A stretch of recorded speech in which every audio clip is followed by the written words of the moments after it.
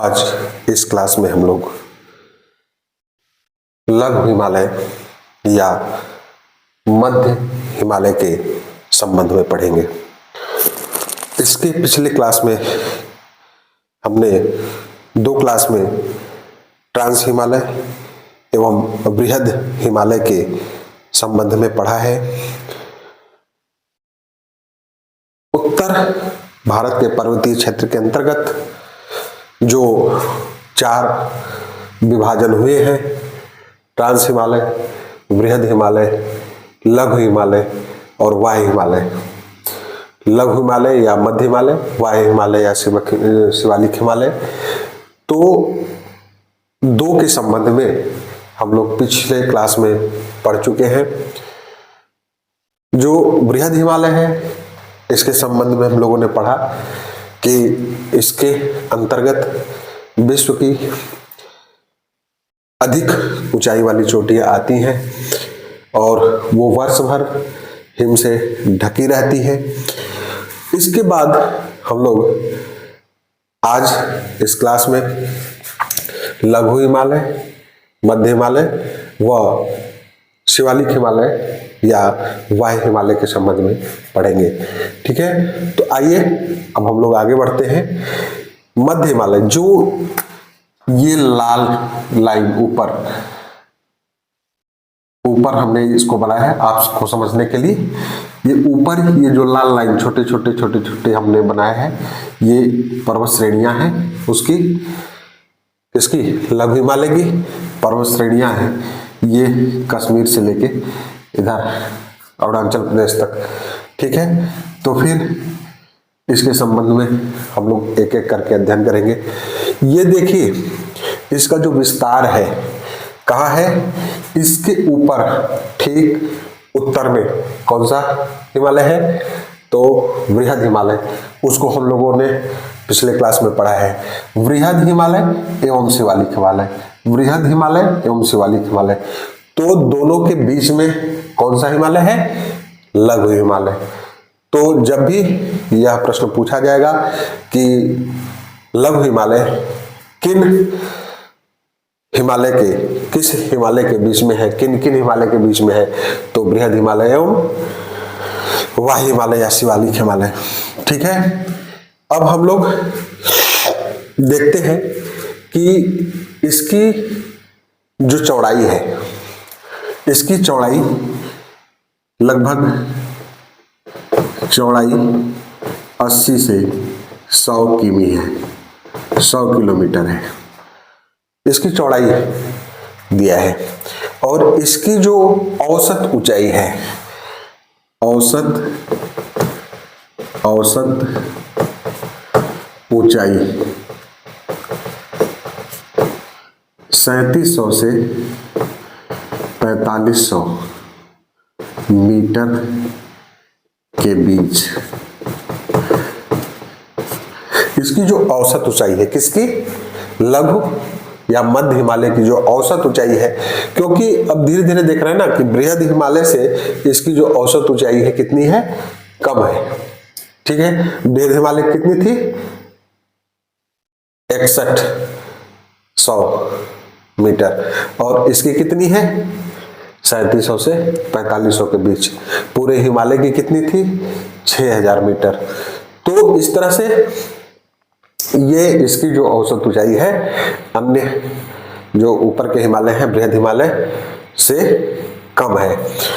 अब इसकी पर्वत श्रेणियों के बारे में हम लोग देखेंगे, जो पर्वत श्रृंखलाएं हैं इसकी।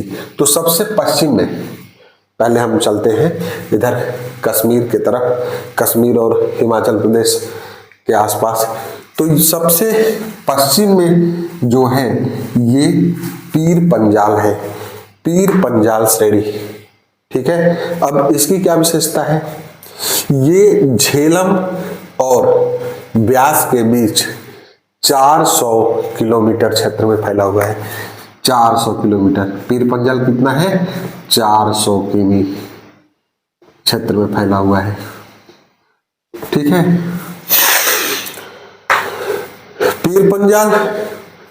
पीर पंजाल श्रेणी के ठीक उत्तर में श्रीनगर है, और इसके दक्षिण में क्या है, जम्मू है।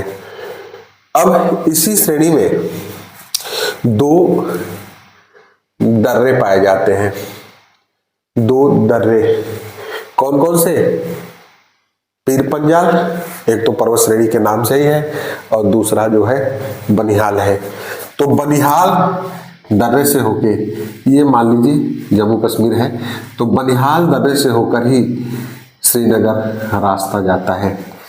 अर्थात दर्रा वो दो पर्वत श्रेणियों के बीच का जो सकरा भाग है उसे दर्रा कहते हैं। यह जो पर्वत श्रेणी है आगे चल के दक्षिण पूर्व दिशा में मुड़ जाती है।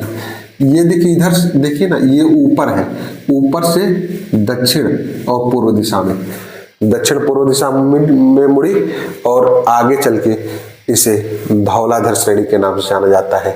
धौलाधर श्रेणी पूर्ण रूप से हिमाचल प्रदेश में है, इसलिए इसे हिमाचल जो है पर्वत के नाम से भी जाना जाता है। अभी हम लोग यहाँ चलते हैं, इसमें कुछ घाटियां हैं, जैसे यहाँ पीर पंजाल श्रेणी के ठीक ऊपर एक घाटी है जिसका नाम है कश्मीर घाटी। कश्मीर घाटी, घाटी क्या है, घाटी वह क्षेत्र है जो, जैसे ये पर्वत है और पर्वतों के बीच जो निम्न मैदान है, वो जो समतल एरिया है, नीचे मैदान है, उसे क्या कहते हैं, उसे क्या कहते हैं, घाटी कहते हैं। तो कश्मीर घाटी है।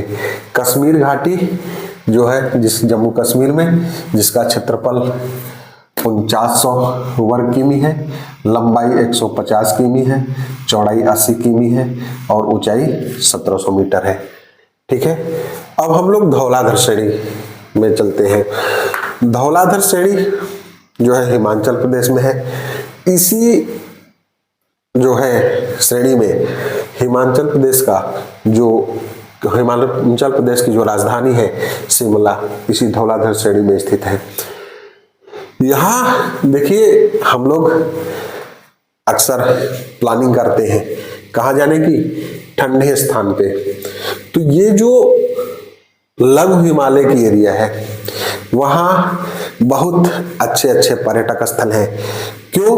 क्योंकि वहाँ का जो क्लाइमेट है वो शीतोष्ण कटिबंधीय है, शीतोष्ण जो है कटिबंध का है, और इसलिए जो वहाँ क्या रहता है, ठंडा रहता है। और ऊंचाई पर भी है, क्योंकि यहाँ की जो पर्वत श्रेणियां हैं बहुत अधिक ऊंची नहीं है, तो गर्मियों में क्या होता है, इनका जो है बर्फ पिघल जाता है और मौसम बड़ा सुहावना रहता है।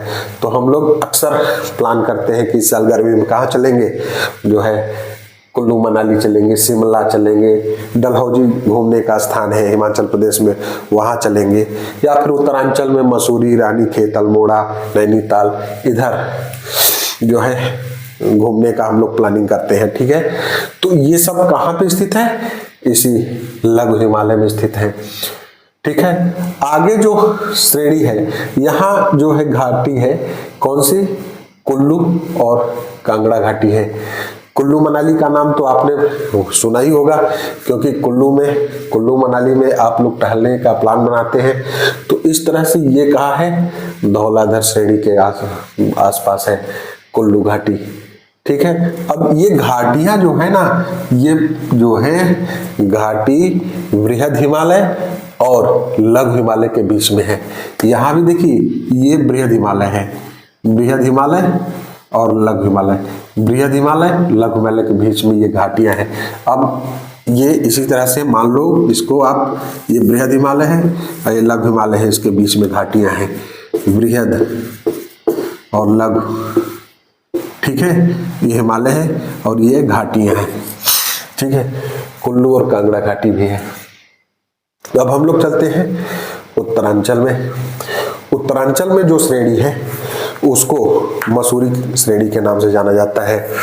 यहाँ बहुत ही सुंदर सुंदर टहलने वाले स्थान हैं, जैसे मसूरी है, रानीखेत है, अल्मोड़ा है, नैनीताल है, विंडसर है। तो यह पूछ लेता है कि फला स्थान, मान लीजिए नैनीताल ही पूछ ले, नैनीताल किस हिमालय में स्थित है, तो किस हिमालय में स्थित है, लघु हिमालय में स्थित है या मध्य हिमालय में स्थित है। ठीक है। विंडसर बहुत बार पूछा भी गया है, किस राज्य में है, किस पर्वत श्रेणी में है, किस जो है हिमालय में है। तो ये कई तरह से प्रश्न पूछा जा सकता है। ठीक है। फिर आगे हम लोग बढ़ते हैं तो नाग पर्वत श्रेणी भी है और नेपाल में, और काठमांडू घाटी, काठमांडू घाटी यह भी बहुत ही चर्चित घाटी है। इसका जो क्षेत्रफल है, काठमांडू घाटी नेपाल में है और इसका जो क्षेत्रफल है 25 वर्ग किलोमीटर है और ऊंचाई कितनी है, 1500 मीटर है। देखिए इसका जो मौसम है, हमने बताया कि गर्मियों में क्या होता है, यह पिघल जाता है, इसका बर्फ पिघल जाता है। तो इस लघु हिमालय का जो दक्षिणी ढाल है, दक्षिणी ढाल ये वाला ढाल, दक्षिणी ढाल नीचे का ढाल और उत्तरी ढाल ऊपर का ढाल, ये उत्तर दक्षिण, उत्तर दक्षिण। तो ये दक्षिणी ढाल जो है ना बहुत तीव्र है। ठीक है। और उत्तरी ढाल थोड़ा सा फैला हुआ है।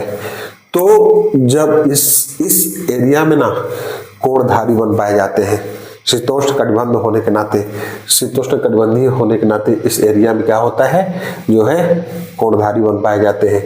और जब बर्फ पिघल जाता है तो उसमें जो है उस मौसम में मुलायम मुलायम बड़ी बड़ी घासें होती है, घास का मैदान हो जाता है वो, और हर जगह उस घास का मैदान बदल जाता है, उसके नाम बदल जाते हैं। घास का मैदान नहीं बदलता, घास के मैदान के नाम बदल जाते हैं। जैसे आप कश्मीर में देखिए, कश्मीर में जो है जो घास का मैदान है उसे मर्ग कहते हैं। क्या कहते हैं, मर्ग कहते हैं। ठीक है। क्या कहते हैं, मर्ग। आपने स्थान नाम सुना होगा स्थान का, सोनमर्ग, ठीक है, गुलमर्ग, टनमर्ग। ये स्थान कहाँ पे है, ये कश्मीर में है। किस नाम से इसका नाम पड़ा है, किसके नाम से, वहां मुलायम मुलायम घासें पाई जाती हैं और जिनके नाम के आधार पर, मर्ग के नाम के आधार पर सोनमर्ग, गुलमर्ग, टनमर्ग रखा गया है। और यही जब हम उत्तरांचल में आते हैं तो उस घास के मैदान को बुग्याल और प्यार के नाम से जानते हैं। तो यह पूछता है ना कि लघु हिमालय में जो घास का मैदान उत्तरांचल में स्थित है उसको किस नाम से जानते हैं, उत्तराखंड में जो स्थित है उसको किस नाम से जानते हैं। तो ये तो कश्मीर में हुआ और उत्तराखंड, बुग्याल और प्यार, ठीक है, बुग्याल और प्यार कहाँ पे, उत्तराखंड में। इसी पर्वत श्रेणी में जब हम चलते हैं पश्चिम बंगाल में, तो पश्चिम बंगाल में एक स्थान का नाम है दार्जिलिंग। ये यहीं पे पश्चिम बंगाल में यहाँ दार्जिलिंग इसी पर्वत श्रेणी में स्थित है। यहाँ की जो चाय है ना, यहाँ की चाय विश्वविख्यात चाय है और क्वालिटी में सबसे अच्छी चाय जो मिलती है इसी दार्जिलिंग में मिलती है। इस बात को ध्यान में रखिए, कभी कभी पूछा है कि विश्व की सबसे अच्छी चाय का उत्पादन कहाँ होता है, तो इसी दार्जिलिंग में होता है। तो इस तरह से हम लोगों ने किसके बारे में पढ़ा, लघु हिमालय के बारे में पढ़ा। लघु हिमालय कहाँ स्थित है, बृहद हिमालय एवं शिवालिक हिमालय के बीच में स्थित है। अब देखिए जो बृहद लघु हिमालय है, लघु हिमालय एवं शिवालिक हिमालय के बीच में एक दरार पाया जाता है जो इन दोनों को अलग करता है, जो इन दोनों को बांटता है।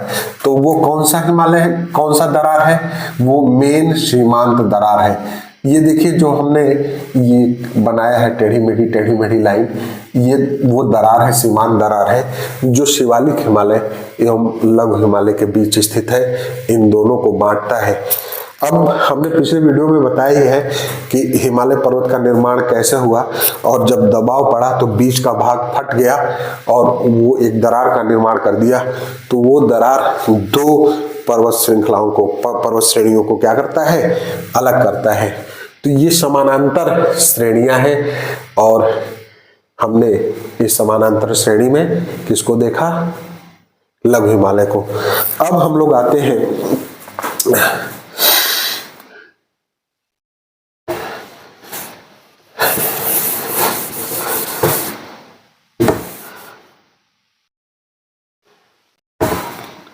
अब हम लोग चलते हैं अगले क्लासिफिकेशन की तरफ, जिसको हम किस नाम से जानते हैं,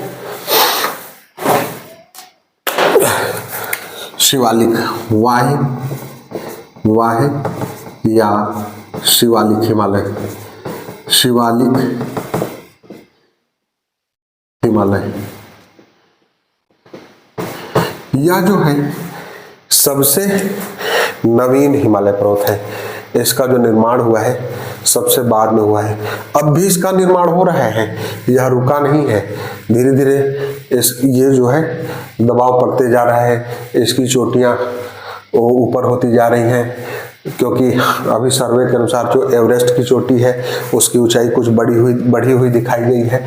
तो इस तरह से हम लोग जो है इस श्रेणी के संबंध में पढ़ेंगे। तो यह जो है कौन सा, शिवालिक हिमालय, शिवालिक हिमालय, इसका जो विस्तार है वो पंजाब में पोतवार से कोसी नदी तक है। इसका जो मुख्य विस्तार है कहां से है, पंजाब में जो है पोतवार बेसिन से लेके और कोसी नदी तक। कोसी नदी नेपाल से होकर बिहार में बहती हुई जो है, इसको बिहार का शोक भी कहा जाता है, क्योंकि जब कभी बाढ़ आती है बिहार में तो इसी कोसी नदी के कारण आती है और बहुत क्षति होती है, तो इसलिए इसको बिहार का शोक भी कहा जाता है। ये नदी का जब हम नदी तंत्र पढ़ाएंगे तो उसमें हम आपको विस्तार से बताएंगे। अभी देखिए क्या है, हम इसका ये पढ़ रहे हैं, इसकी जो औसत ऊंचाई है वो 900 से 1200 मीटर के बीच है। ठीक है, अब इसको, इस शिवालिक हिमालय को जम्मू हिमालय के नाम से जानते हैं। जम्मू में, ये जम्मू है, जम्मू में किस नाम से जानते हैं इसको, जम्मू हिमालय के नाम से, जम्मू हिमालय के नाम से। ठीक है, आगे हम बढ़ते हैं। तो आगे जब उत्तर प्रदेश में आते हैं तो उसे हम इस पहाड़ी को हुंडवा पहाड़ी के नाम से जानते हैं। हुंडवा श्रेणी के नाम से जानते हैं, और इसके पूरब में चूरिया मुरिया श्रेणी के नाम से जानते हैं। चूरिया मुरिया। अब ये यहाँ गोरखपुर, हुंडवा और चूरिया मुरिया। ठीक है, अब देखिए जब ये से कोसी नदी के आगे यह जो है उसी किसमें मिल जाती है, लघु हिमालय और बृहद हिमालय में सट जाती है, जो आगे इसका विस्तार नहीं दिखता है। और तीस्ता नदी जो है एक खाली स्थान बनाता है, और वो खाली स्थान जहां है तो वहां इस जो पर्वत श्रेणी का भाग है एकदम अदृश्य हो जाता है और दिखाई नहीं देता है। इसके बाद यह अरुणाचल प्रदेश में फिर से दिखता है, तो इसमें अरुणाचल प्रदेश में इसकी पहाड़ियों का जो नाम है वो है, पश्चिम में डफला, फिर है मिरी, अबोर और मिसमी पहाड़। डफला, मिरी, अबोर और मिसमी, इन ये जो पहाड़ियां, तो कभी कभी पूछ लेता है कि डफला जो पहाड़ी है वो कहाँ स्थित है? अरुणाचल प्रदेश में स्थित है। किस हिमालय का भाग है? शिवालिक हिमालय का भाग है। अब देखिए इस पर्वत श्रेणियां में, इस शिवालिक पर्वत श्रेणी में कुछ घाटियां भी पाई जाती हैं। जैसे उत्तरांचल में उस घाटी को द्वार, क्या कहते हैं? द्वार और दून नाम से आपको पता चल जाएगा कि हरिद्वार कहाँ है? द्वार किसके नाम पर पड़ा है? जो द्वार घाटी है उत्तरांचल में, ठीक है। और दून जो है इसका भी नाम घाटी के नाम पर। द्वार और दून घास के मैदान भी है। घास जो शीतोष्ण घास है उसको भी द्वार और दून के नाम से जाना जाता है। तो इस तरह से हम लोगों ने जो है ट्रांस हिमालय, बृहद हिमालय, लघु हिमालय एवं शिवालिक हिमालय इसके संबंध में अध्ययन किया। आगे जो इसका प्रादेशिक विभाजन है उसको अगले वीडियो के माध्यम से हम लोग पढ़ेंगे, अगले क्लास में पढ़ेंगे, ठीक है।